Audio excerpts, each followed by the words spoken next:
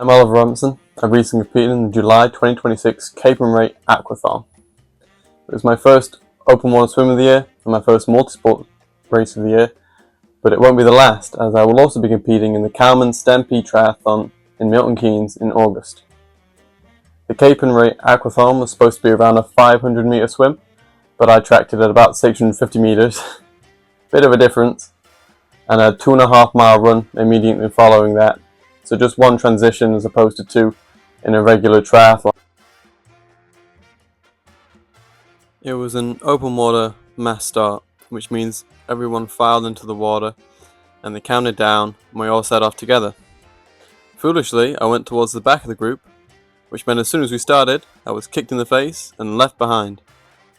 As I was dropped from the main group so quickly, there was no one in front of me to break up the water, and it became increasingly difficult for me to stay in front crawl. As the race continued on, I kept pressing on, desperately not wanting to be last, or second last, out of the water. I did achieve this, and my swim result wasn't too bad, but it is still very obvious to me that it's the weakest part of my triathlon. When in an open water race like this, you can often lose your focus and your technique will fail. This happened for me in this race. My wetsuit constricted my movement, and as such, I will most definitely be getting a new one for the Milton Keynes Stampede Triathlon.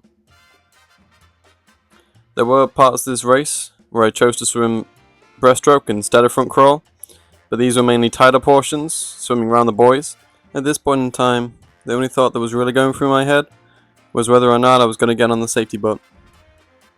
But I know, as well as a lot of other triathletes, if you concede and you get on that safety boat, you may never face the water again. I put my hand on my heart when I say I would never accept defeat in the water. I was now almost completely exhausted, but with still the running portion of the race left, I had to dig in.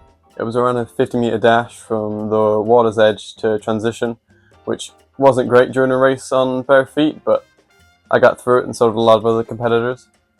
Transition for me went quite well, quite smooth. I didn't have any nutrition to take on because it was such a short race, and I was straight out on the run. The start of the run was completely downhill, and with my eagerness to catch my fellow competitors, I set off an explosive 5 minutes 55 second per mile pace. I immediately regretted this and settled down to a 7 minute 40 second pace, which suited me much better. The finish of the race was up the same hill we started on, so I give it all to sprint and beat my adversary.